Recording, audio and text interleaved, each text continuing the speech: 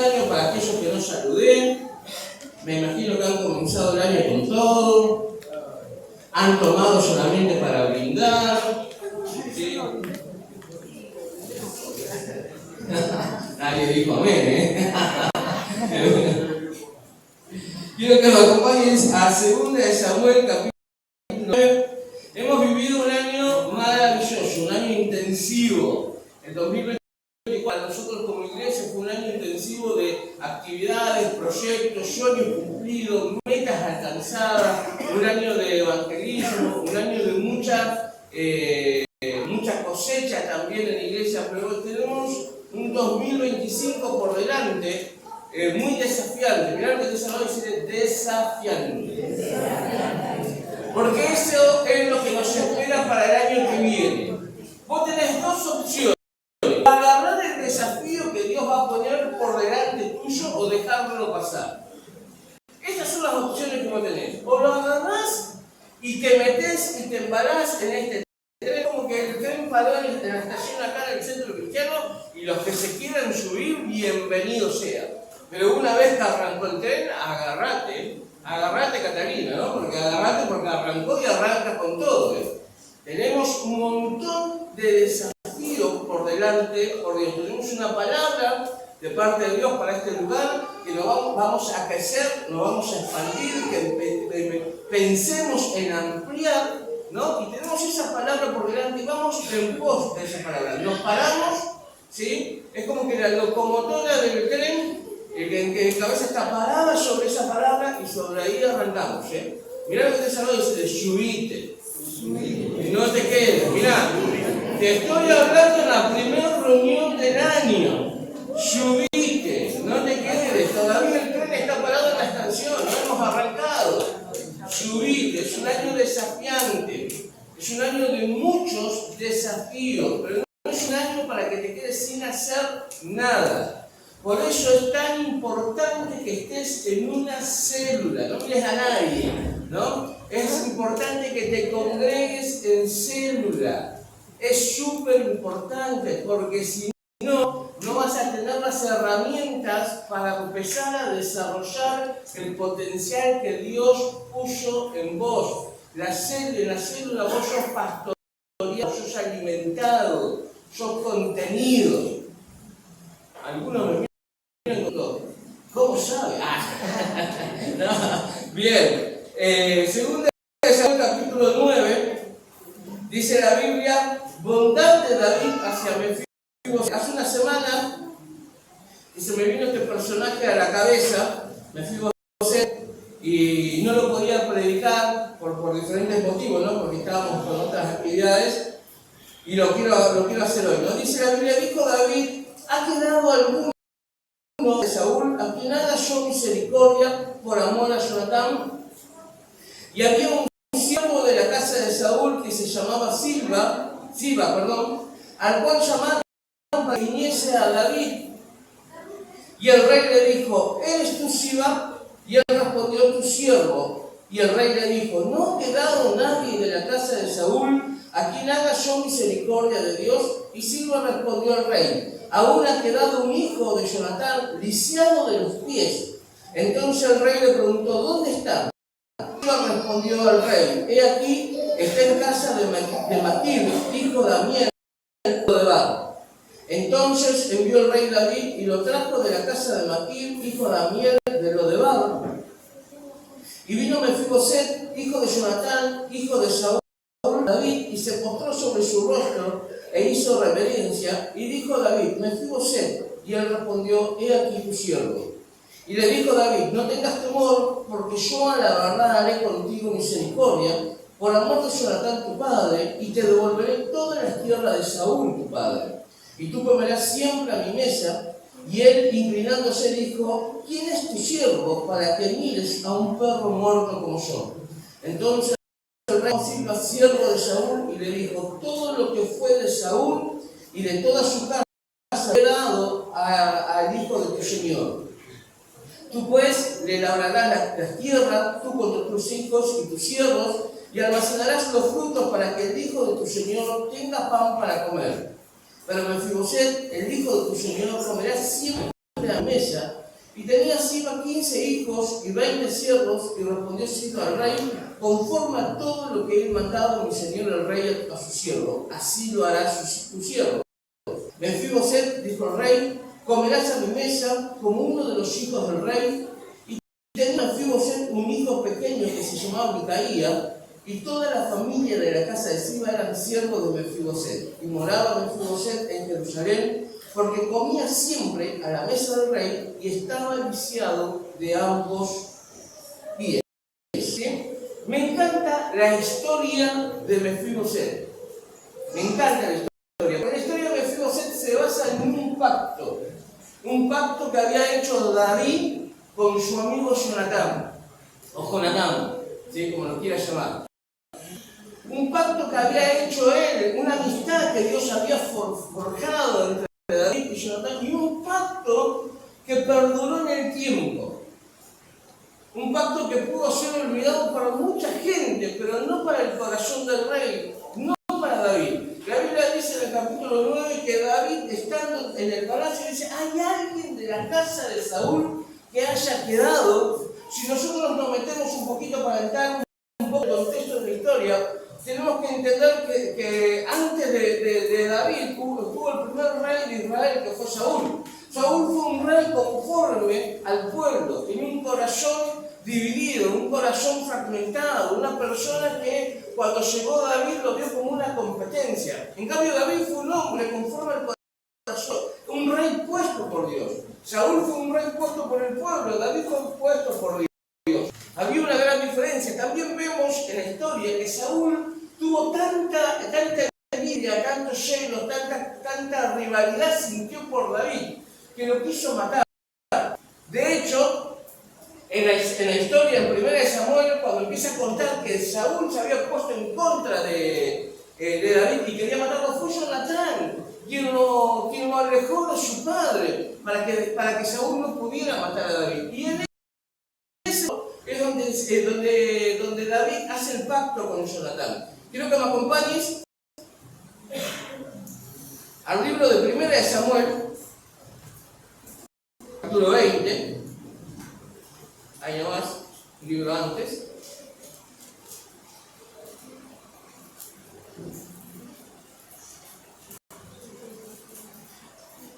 Versículo 13 al 15 dice: pero si mi padre intentara hacerte mal, Jehová haga así a Jonatán. Esto lo está diciendo Jonatán, ¿no? Y ahora añada: si no te hiciere saber y te enviare para que te vayas en paz, y esté Jehová contigo como estuvo con mi padre. Y si yo viviere, harás conmigo misericordia de Jehová para que muera, y no apartarás tu misericordia de mi casa para siempre. Cuando Jehová haya cortado uno por uno los enemigos de David de la tierra, no dejes que el nombre de Jonatán sea quitado de la casa de David. Ese fue el pacto. Si ustedes pueden leer el capítulo 20 completo, ese fue el pacto que Jonatán y David hicieron. Un pacto de amistad y un pacto perpetuo que perduró en el tiempo. En el capítulo 9, ya del segundo Samuel, ya como rey, Jonatán y Saúl y todos los hermanos y todos los hijos ya habían muerto en la guerra contra los filisteos, ya había sido quitada su heredad, raída de la tierra, toda la descendencia de Saúl. Ya David estaba en el trono y en ese momento David dice: yo hice un pacto con Jonatán. Hizo un pacto perpetuo, un pacto que todo lo que había quedado de la descendencia de Saúl, él lo iba a cuidar. Entonces pregunta: ¿hay alguien de la casa de Saúl que ha quedado vivo, en el cual yo pueda hacer misericordia? Y viene alguien, ¿viste que siempre hay alguien que maneja la información? Siempre hay alguien que vos preguntás algo y tiene información correcta. Nosotros somos 5 en casa, ¿no? Nuestros 3 niños y yo. Siempre hay uno que maneja información. Entonces vos decís: pero hoy no lo vi a fulanito en la iglesia. Y yo: pero lo vi por esto. ¿Y vos cómo sabés? Le digo yo. maneja siempre información. Siempre hay alguien que maneja información que vos no tenés, ¿no? El rey hizo una pregunta, ¿hay alguien? Y había uno que estaba ahí, un criado que dijo, sí, hay alguien, todavía hay alguien, hay un criado, ¿sí? Hay un hijo, perdón, de Jonatán que ha quedado y que está en la casa de Tan en Lodebar. Quiero que me acompañes ahora al libro de 2 de Samuel, capítulo 4. Es importante que te haga pasear un ratito por estos capítulos para que pases a entender la historia. 2 de Samuel, capítulo 4, verso 4 dice: Y Jonatán, hijo de Saúl, tenía un hijo lisiado de los pies. Tenía 5 años de edad cuando llegó a Jezreel la noticia de la muerte de Saúl y de Jonatán, y su nodriza lo tomó y huyó. Y mientras iba huyendo apresuradamente, se le cayó el niño y quedó. Su nombre era Mefiboseth. ¿Sí? Ahí ya nos metimos en la historia. Ya sabemos quién era el hijo de Jonatán. Sabemos que cuando tenía 5 años, en la batalla de Gilboa, los filisteos habían matado al rey Saúl, mataron a Jonatán y mataron a todos los tíos de Mefiboseth. Ese mismo día, Mefiboseth, que tenía sangre real, que pertenecía al palacio, recibe la peor noticia de su vida. Su abuelo había muerto, su papá había muerto, sus tíos habían muerto. Él había quedado huérfano en todos los sentidos. Porque la Biblia no habla que fue de su tía, de su madre y todo lo demás, pero cuando alguien subía al reino, cuando el reino era cambiado, todos los que quedaban descendientes del reino anterior eran considerados enemigos. Tenían que erradicar el apellido o la herencia de toda la tierra. Tenían que sacarlo. Tenían que quitar, ¿sí?, a todos los que portaban sangre real. Por ende dice que la nodriza, la nana, la que cuidaba, porque los reyes tenían nanas que cuidaban a sus hijos, que educaban, que le daban, y saben que una nodriza, la etimología de la palabra es la que da de mamar. Incluso ellos tenían mujeres que alimentaban a sus propios hijos. ¿No? Una nodriza es la que da, el significado de la que da de mamar. La Biblia que cuando esta mujer escuchó que todos habían muerto, agarró al niño y salió corriendo. Y en un descuido dice que lo dejó caer. La Biblia dice que lo dejó caer y cuando cayó, fue con tanta mala suerte que cayó y se le pusieron los 2 pies. Se les quebró los pies.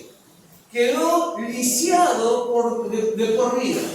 Los 2 pies, al caer, el peso del cuerpo hizo que los 2 pies se quebraran. Y que nunca más podía tener una movilidad normal. Pero no dice solamente eso, sino que dice que se lo llevó fuera del palacio. Lo sacó del palacio, lo sacó del lugar, lo sacó de la herencia y se lo llevó. Podríamos decir que fue una mujer que actuó conforme a sus instintos para salvar, para preservar la vida de Mefiboseth. Pero en un descuido, y me encanta esto, porque dice, en un descuido, lo dejó caer. ¿No? Ahora yo te voy a preguntar, en el 2024, ¿quién te soltó la mano? ¿Quién te dejó caer? ¿En qué momento sentiste que te fuiste del palacio? Que te alejaron del palacio. Porque el palacio donde estaba significa la casa, el lugar donde Dios habita. Vamos a hacer más gráfico. La iglesia, el lugar donde vos y yo venimos a encontrarnos con Dios, donde como comunidad, como cuerpo, venimos a recibir de Dios.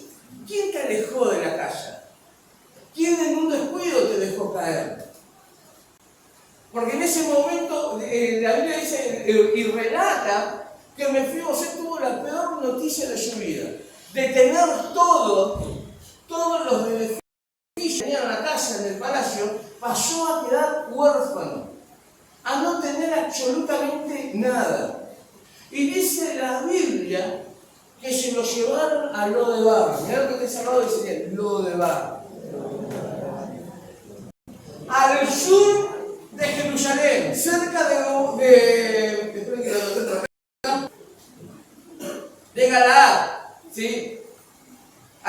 al sur del río Jordán, un lugar y una tierra árida, inhóspita, un lugar seco, un lugar desolado. Ese es el lugar de Lodebar.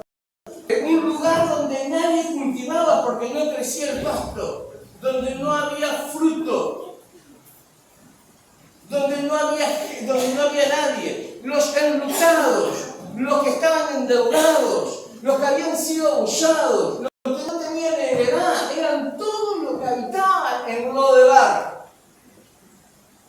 Los que no tenían descendencia, los que estaban enfermos terminales, iban a morir a Lodebar. Iban a ese lugar. No había nada. Era el lugar del despojo. Ahora vos imagínate, la Biblia dice que cuando Mefiboset fue llevado a ese lugar tenía ¿cuántos años? Lo leímos. 5 años. Aproximadamente dicen los historiadores bíblicos que tenía 25 cuando fue con el rey David, ya tenía un hijo.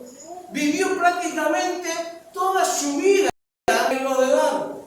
Tenía muy vagos recuerdos. Desde la psicología nosotros podemos retener algunos recuerdos de nuestra niñez. Y algunos recuerdos que no tienen que ver con traumas, porque los traumas los guardamos en el inconsciente, los dejamos ahí, y por ahí de vez en cuando vienen al consciente, pero no vamos a hablar de eso hoy. No vamos a hablar del trauma, vamos a hablar de los recuerdos. Yo siempre digo y le hago a mis hijos, vamos a generar recuerdos. Entonces vamos a ir a pescar. Yo tengo los mejores recuerdos con mi papá de aventuras, ¿no?, que hemos hecho. Entonces cada vez que yo hablo con ellos digo, vamos a generar recuerdos. ¿Qué quiero hacer con ellos? El día que sean grandes y que su papá no esté, tengan esos recuerdos en la mente. Recuerdos que guardaron de su niñez. Pero mi papá me enseñó a hacer esto. Mi papá me enseñó a hacer lo otro. Pero con mi papá no. Entonces generar recuerdos, porque los recuerdos interesantes, importantes, buenos, no traumáticos. No traumáticos. Después podemos hablar en otra oportunidad, porque a veces los traumas tienen que ver con las reacciones y la personalidad. Pero los recuerdos no traumáticos, recuerdos lindos, los que son los que quedan en nuestra memoria. Que son esos que te llevan a vos un día a entrar a un lugar que vos decís, qué olor, a guiso de lenteja, de arroz con lenteja, no sé. Yo cada vez que entro a la casa de mi mamá, acá está mi mamá, entro y recuerdo eso, el guiso de arroz con menudo de pollo. ¿No? Recuerdos, eso es generar recuerdos. Ahora vos imagínate que una mente de Mefiboset de 5 años tenía ciertos recuerdos del palacio. Pero todo el resto de sus recuerdos, todo lo que vivió, todas sus experiencias, estaban basados en Lodebar. En el lugar desierto, en ese lugar solo, en ese lugar inhóspito. Sus amigos, sus conocidos. A mí me encanta trasladarnos a la historia bíblica. Porque vos imaginate, los enlutados, los viudos, las viudas, los enfermos, los endeudados, los abusados habitaban en ese lugar. ¿Cómo han sido los amigos de Mefiboset? ¿De qué habrán hablado? ¿De qué habla esa gente? Porque el que tiene el corazón envenenado, lamentablemente, la boca envenena. El que está enfermo internamente, lamentablemente, cuando habla, trata de enfermar o de envenenar al otro. ¿Cómo han sido las charlas de Mefiboset en Lodebar? ¿Cómo creció? ¿Qué le habrá enseñado Mefiboset a su hijo? ¿Le habrá dicho? Tu papá era príncipe. Hay sangre real en tus venas también. Hay herencia en vos. ¿Y saben qué me llama la atención? Que Lodebar se divide en 2 palabras. Lo, que significa no, y Debar, que significa palabra. Lugar de no palabra, lugar de silencio. Lugar donde no se habla de esto. En Lodebar no se habla del palacio. En Lodebar no se habla de la herencia. En lo demás no se habla de quién sus hijos. En lo demás esos temas no se tocan. ¿Y saben qué es lo interesante? Que el salmista decía: mientras callé se envejecieron mis huesos y fue mi verdor como sequedales de verano. Cuando vos no hablás, morís. En lo demás no se habla. Es el lugar de la nopra, el lugar desierto, es el lugar inhóspito. No se habla del abuso. En lo demás no se habla del maltrato. En lo demás no se habla del dolor ni de la angustia. En lo demás no se habla de eso que no puedes dejar. No se habla. ¿Saben que la iglesia cumple la función tan importante que es el cuerpo? El otro día escuchaba una prédica de Lucas Tony, ¿no? Que hablaba del cuerpo, de la confesión, cuando alguien tiene la capacidad de confesar. Porque a veces no, pero tengo que hablar, ¿por qué tengo que hablar? ¿Por qué tengo que hablar? Y saben que al otro no le interesa lo que vos viviste. No le interesa ni siquiera algo que vos puedo expresar para que no quede tan bruto, ¿no? No es que uno indaga en tu vida. No es que uno va a ver qué hiciste, a ver, contame. No tiene que ver con el poder de la confesión. Porque cuando uno confiesa, el cuerpo cubre. Y es el cuerpo quien restaura, y el cuerpo es quien sana. No, en esta prédica de Lucas Coni, no lo voy a hacer acá, no, pero él daba un ejemplo bien gráfico de cómo uno se mueve en el cuerpo. Y llamó a un montón de chicos para que lo sostengan los pies, y le sostenían los pies. Y él decía: cuando uno confiesa, esto es lo que hace el cuerpo. El diablo viene y yo me quiero caer. Se tiraba para adelante, no quiero hacerlo acá porque no me van a poder sostener. ¿No? Entonces, él se tiraba para adelante y lo agarraban, se tiraba para atrás, y todo lo que lo estaban sosteniendo, cumplían la función del cuerpo, lo tenían. Entonces él dijo algo muy interesante, dice: cuando uno confiesa, el cuerpo cumple esta función, pero cuando uno calla, queda alejado del cuerpo y queda a la deriva, a la mano de Satanás. Y el diablo no va a venir a hacerte una caricia. Él, cuando te vea que estás ahí solito o solita, va a venir a destruirte. Va a destruirte a vos, a tu familia, tu herencia, tus hijos. Por eso hablo, cuando yo hablo de esto de la herencia, que tiene que ver con la herencia perpetua que perdura en el tiempo. Había un pacto de David con Jonatán que afectó a un hijo de Jonatán, a un nieto de Saúl. Había un pacto, y todo lo que nos pasa a nosotros tiene que ver perpetuo de Dios con la humanidad. Por eso San Juan 3:16 dice que de tal manera amó Dios al mundo que mandó a su Hijo. Ese es el pacto, el amor de Dios. El amor de Dios hacia nosotros. Lo que Él ya destinó para nosotros. Y que tiene que ver, la otra vez hablamos cuando alguien desmarcado. Pues fíjate, 20 años estuvo Mefiboset en Lodebar. 20 años estuvo en el lugar de la palabra, de la no confesión. De esto no voy a hablar. Yo no quiero hablar. Esto no lo quiero. ¿Viste cuando vos te enojás con alguien? Cuando pasa nosotros, cuando nos peleamos con Laura, no tan seguido. Pero no quiero hablar. Ahora no quiero hablar. Y vos siempre tenemos que hablar. No quiero, no, ahí se estaba más capuchoso soy yo, ¿no? A mí cuando se me vuelan los partidos, no. Y tenés que sentarte a hablar. Hay situaciones que tenés que hablarla. 20 años estuvo Mefiboset en Lodebar, en el lugar de la no palabra. De esto no se habla. Yo tengo que confesar algo, sí. Yo tengo que hablar, sí.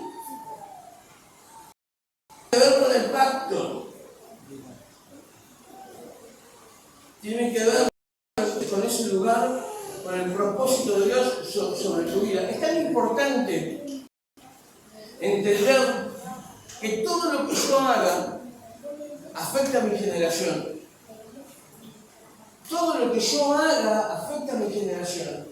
Es tan importante que yo me pueda dar cuenta que yo hoy, Juan, como adulto de 45 años, tengo 3 hijos varones, que las decisiones que yo tome van a afectar la generación que viene detrás mío. O le abro camino o le cierro puertas. No queda otra. O le abro camino o le cierro puertas. Pero ¿saben qué? Yo, si hay algo bueno que hice en mi vida, fue de elegir tener a alguien que me mentoree. Alguien que yo pueda ir y decirle, mirá, Martín, me está pasando tal situación. Justamente hoy hablaba por teléfono con el pastor Martín de un poco de la campaña.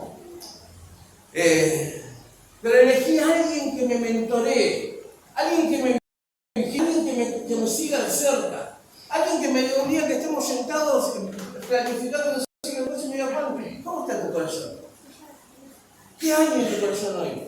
Y que yo pueda tener la libertad, sin importarme quién es Juan, de decir, mira, en mi corazón hay esto. En mi corazón hay esto. Sin importar quién es Juan para la gente. Porque antes de la gente soy hijo de Dios. Antes de tener un título, un nombre, soy hijo y soy siervo. Mirá que te salgo a decirle, ay,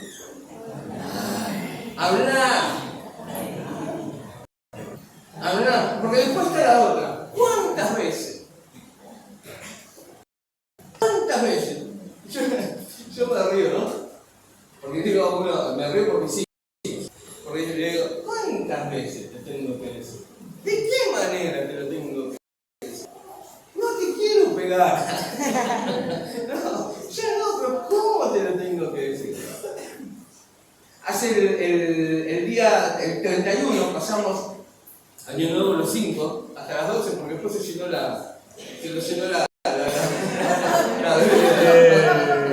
pero hasta las 12 estuvimos solos. Y estábamos comiendo en la mesa, y bueno, estábamos charlando, y después nos fuimos un rato antes de brindar, nos fuimos los 5 a orar, estábamos en la pieza, entonces empezamos así, ¿no? Uno iba a orar por el otro. Me encantó las oraciones de mis hijos, que entre ellos uno hacía para el otro. Pero yo te pregunté esto, ¿no? ¿Cómo estuvo tu año 2024 y qué expectativas tenés para el 2025? Porque así como trato con los líderes en la iglesia, trato con mi familia. Soy pastor, pero antes de ser pastor acá, soy pastor de mi esposa y mis hijos. Que es mi rebaño, es lo que tengo que cuidar, es mi pinta que tengo que regar y cuidar diariamente, ¿no? Entonces hablábamos, ellos me contaban de las expectativas que tenían y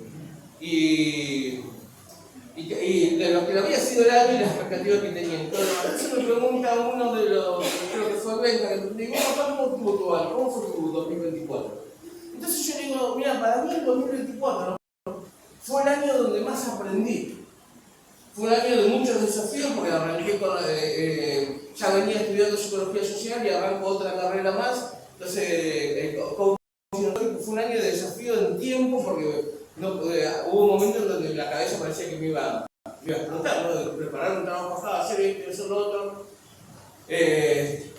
Y gracias a mi esposa, ¿no? Que me ayudó con un montón de los trabajos, si no, no hubiese llegado a entregar. Yo creo que cuando me reciba se va a recibir ella y no yo. No, sabe más de psicología ella que yo. Digo, pero fue un año donde aprendí mucho. Y fue un año donde muchas herramientas, y donde yo le dije esto, ¿no? Y donde puedo hablar desde otro lugar. No desde el dolor, ni del pasado, aprendí a sanar un montón de cosas, ¿no? Entonces sentí, porque yo siempre digo que yo no digo nada sin que Dios me hable primero. Entonces sentí que el Espíritu Santo me habló y me dijo que era tiempo de soltar. Yo ya había hablado con el grupo de líderes, de obreros, estábamos hablando, ¿no? Y abrí mi corazón y le conté una situación que estaba viviendo yo con mis hermanos. En ese tiempo, no sé, iba a ser 3 años, en donde no tenía mis hermanos de sangre, ¿no? Con donde no tenía relación prácticamente. No había ningún tipo de relación por cuestiones que habían pasado y por cuestiones que yo sabía que yo tenía razón. Entonces, como soy una persona muy determinante, decidí, bueno, dejo esto y lo podía hablar. Yo digo, yo no puedo hablar, no puedo charlar, y ese día estaba ahí, yo sentí que Dios me dijo, tenés que soltar. Y para soltar hay que hablar. Entonces estaba luchando. Empezó una lucha antes de las 12, empezó una lucha en mi interior. Y que no, que voy a esperar que me mande un mensaje, y que no lo voy a hacer, y que no lo voy a hacer. Y salimos afuera, nos juntamos, tomamos mate, venían mis hijos, y que lo tengo que hacer, y no lo hago, y que sí, que no, y que sí. Y trataba de olvidarme, pero estaba así como a veces mi esposa que me daba la cabeza, era el Espíritu Santo que estaba ahí constantemente. Tenés que hacerlo, tenés que hacerlo, tenés que hacerlo. Entonces digo, yo como a uno de ellos digo, ¿cómo le mando un mensaje? Si me bloqueo, estoy bloqueado de todos lados. Entonces digo, ¿cómo le mando un mensaje? Y agarro el celular de mi esposa y le mando un mensaje. Entonces yo le digo, siempre le dije a mi hermano más chico y mi hermana, gorda, sí, siempre le dijimos así, ¿no? Entonces le pongo gordo, feliz año nuevo. Te quiero mucho y te extraño. Le puse, ¿viste? Pero fue instantáneo, cuando envío, yo me imagino que del otro lado estaban esperando el mensaje. Me imagino eso, porque llegó el mensaje, se puso la tinta azul y empezó a escribir. ¿No? Del coso. Entonces y cuando empieza a escribirme, ¿no? Porque yo digo, ahora tengo que aguantarme el chivo, a ver cómo va a ser la vuelta. Porque de este lado estaba todo bien. Y la vuelta y se me dice algo donde los patitos se me volaron y yo peor el remedio que los problemas. Entonces me pone y aclaro, ¿no? Le digo, soy Juancho, le pongo, porque ellos me dicen Juancho, soy Juancho, te mando el celular de la hora porque te he bloqueado, le puse, le paso el aire. Ahí le aclaré por la duda. Entonces me pone, sí, sé que sos vos, porque el gordo y el feo, porque le puse gordo feo, o sea, gordo feo como el gordo y el feo son tus palabras. Entonces me pone, yo también los quiero mucho, perdón por esto, ¿no? Y fue. Entonces le pongo a mi hermana, le mando de mi celular, le pongo gorda, feliz año nuevo, te quiero mucho y te extraño. Y vuelvo a repetir, fue lo mismo, fue instantáneo. Mando el mensaje, se marcan las tildes azules y enseguida estaba esperando el tiempo, ya estaba esperando el tiempo, ¿no? Entonces cuando pasó esto, yo sentí que salí de lo del bar. Lo que se tenía que decir se dijo. Lo que estaba, o sea, en lugar de la no palabra, se habló, así sea un mensaje de texto, se habló. Y del otro lado fue recíproco. Estaban esperando el mensaje. No iba a venir nunca el mensaje del otro lado. No iba a venir, porque ¿saben qué? El Espíritu Santo está acá. Y el Espíritu Santo hablaba acá. Entonces el que tenía que dar el primer paso era yo. Y no tenía la culpa, no tenía la culpa. Lo tenía que hacer, y por si no lo tenía que hacer. Pero ahora pensándolo con Dios, pues sí, lo tenía que hacer. Lo tenía que hacer. Hoy anoche se quedó a dormir Pedro en casa de mi mamá.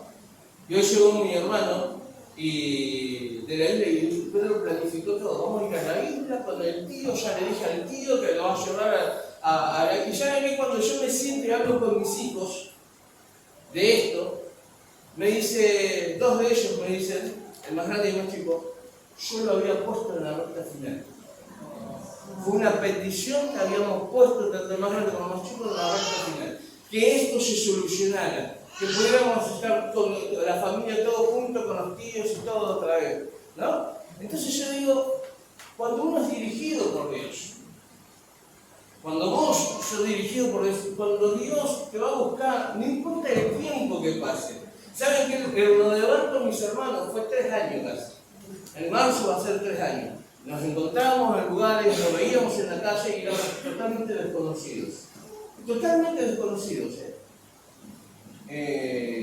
Hasta que un día, le contaba yo a los líderes, sabes que enseñé eso, me venía tratando, y se lo veo a mi hermano que pasa en el auto, me toca bocina y yo le digo, ¿a quién saludé? No, uno de ellos me dice, papá, no saludaste al tío, me dice. ¿No? Y digo yo, ¿por qué tiene que? ¿Por qué? Porque espontáneamente salió algo que ya no salió desde el dolor. No salió desde el dolor, no salió desde un mal recuerdo. Ya era el tiempo, había que soltarlo. Era el tiempo. Por eso qué importante es cuando Dios te manda a buscar a los demás. Y hay tres cosas que le voy a pedir a los músicos que me acompañen. Hay cosas que suceden cuando nos alejamos del palacio. Cuando nos alejamos del palacio, nosotros pensamos, y tiene que ver con la iglesia esto, nosotros creemos que podemos manejarnos y que somos autosuficientes. No somos autosuficientes. No podemos salir de la cobertura del cuerpo. Somos presa fácil cuando nos movemos sin el cuerpo. Hay acciones que uno tiene que hablarlas. Y cuando el pecado nos genera separación de Dios. Separación de Dios, nos aleja de Dios. Nos aleja de Dios, nos alejamos del palacio, nos alejamos de los beneficios de la casa. Cuando uno no habla, ya que uno piensa que al no hablar es como que va a decir, bueno, no hablo. Y nos convertimos en avestruz. Vieron que la avestruz tiene el cuello largo y la cabeza chica, y en proporción del cuerpo, el cuerpo es gigante. Pero el cuello es largo y la cabeza es chica. Cuando la avestruz se ve en peligro, mete la cabeza bajo la tierra. Como diciendo, nadie me ve, nadie me ve. Pero lo que metió bajo la tierra es lo más chiquito de su cuerpo. El resto quedó al descubierto. Al descubierto y desprotegido. ¿No? Porque no ve nada, ni siquiera ve la presa que viene para comer.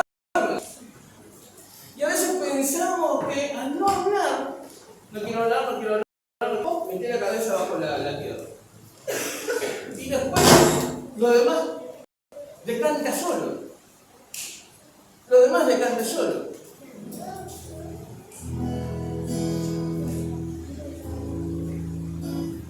La bondad del rey se basa en un pacto. Hoy hablábamos de 1 Samuel capítulo 20, te voy a pedir que me vuelvas a acompañar ahí. En el pacto que hizo David con Saúl. Pero hay algo interesante que a mí me llamó la atención en este capítulo. Capítulo 20, por verso 5 dice: y David respondió a Jonatán: he aquí que mañana será nueva luna, y yo acostumbro sentarme con el rey a comer. Me encanta. Porque David dice: he aquí que mañana será nueva luna, y yo acostumbro a sentarme a la mesa del rey a comer. Y cuando hablo del pacto perpetuo, hablo de que alguien está acostumbrado a sentarse en la mesa real. Va a traer a otros a esa mesa. David sabía lo que era ser indigno y estar sentado a la mesa del rey. Sabía lo que era, porque era un pastor de ovejas, estaba en el anonimato, que en otro lo de barra, ¿no? Estaba ahí y sabía lo que era que alguien lo haya invitado a sentarse a la mesa del rey. 20 años después, David dice: hay alguien de la casa de Saúl a quien yo pueda hacer misericordia. Y lo primero que hizo fue restituirle a las tierras que por herencia le correspondían. Restituir, por eso te dije, subite al tren.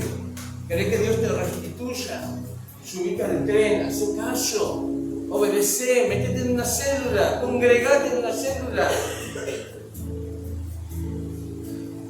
Y lo segundo que hizo el rey cuando fuimos, él dijo: a partir de hoy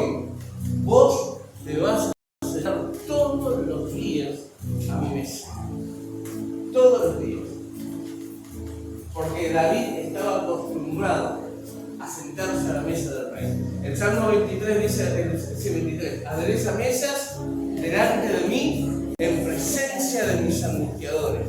Saben que en la mesa del rey no importa si sos lisiado, no importa cuán roto estás, no importa en qué condiciones te encontrás. Cuando vos te sentás en esa mesa que Dios preparó, fue la promesa de Jesús a sus discípulos. En la última cena Jesús le dijo: un día vamos a estar todos juntos celebrando. Un día todos van a estar sentados en la mesa y va a ser mi Padre y yo que vamos a servir. Es la promesa, por eso es un pacto perpetuo. Es la promesa que Jesús le dejó a sus discípulos. Me encanta el Salmo 23 porque dice: haré esas mesas delante de mí, en presencia de mis angustiadores. ¿Saben qué es eso? Haciendo más gráfico, poner una mesa, poner todos los manjares, sentarte a vos y tener todos tus enemigos alrededor tuyo. Y vos sentado ahí tranquilo comiendo. Y que tus enemigos digan: ¿cómo puede ser? ¿Cómo puede ser? Está comiendo a la mesa del rey. ¿Cómo puede ser con todo el tema, con todo lo que le pasó, con todo lo que hizo? Es indigno, no puede ser que esté comiendo ahí. Y la mesa está preparada por Dios. David sabía lo que era estar sentado a la mesa del rey.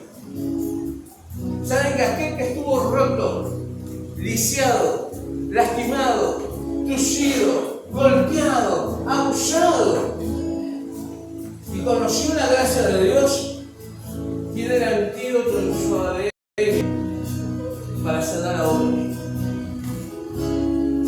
para traer a otros a la mesa,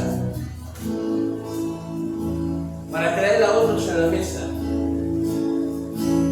Yo a veces reniego, ¿no?, con los míos, a veces yo soy medio grinch, ¿no?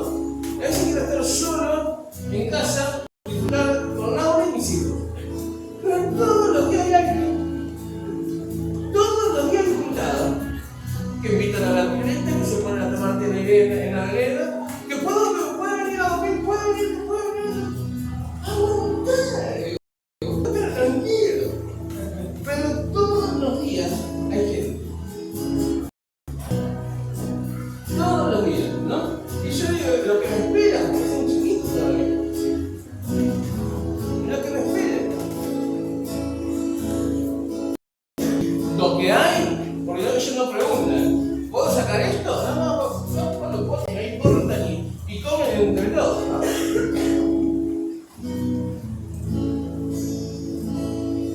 A mí me encantaría que en el 2025 tengamos una iglesia que te conviertas en el hermano vacuna, ¿no?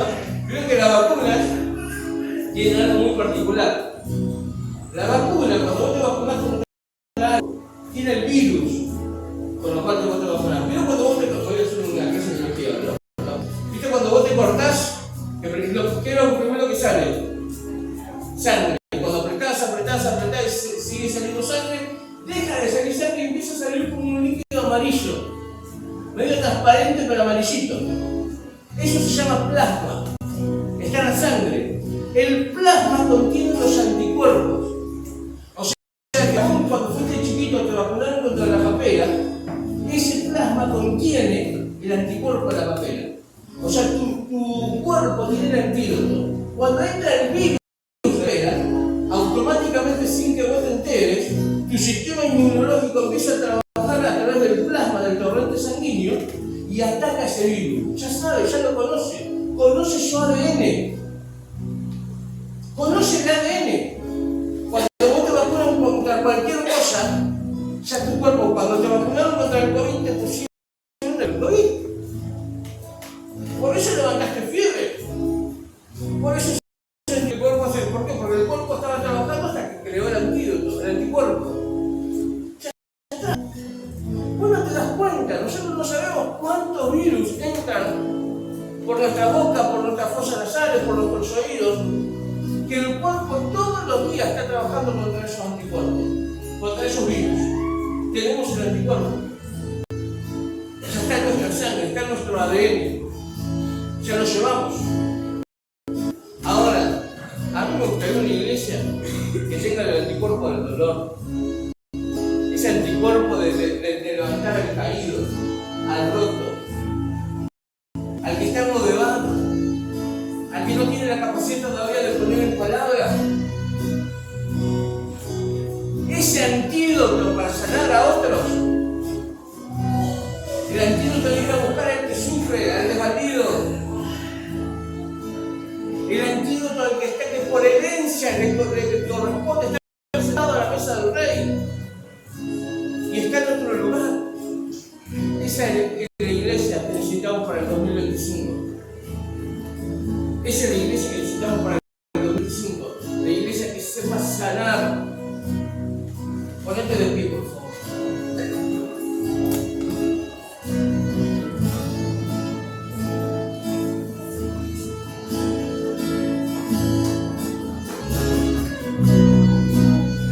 La que sepa soltar.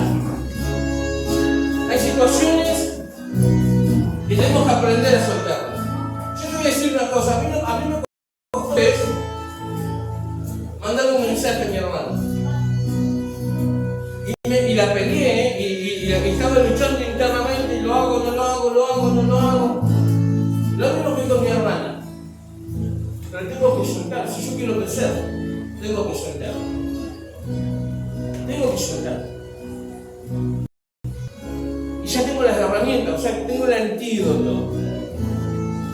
Tengo el antídoto. Era cuestión de tiempo. Yo a veces soy preso de mi propia palabra, porque yo lo vi unos días antes. Yo sé que es cuestión de tiempo. Y solté la palabra y Dios la escuchó. Ahora dijo, ¿sí es cuestión de tiempo?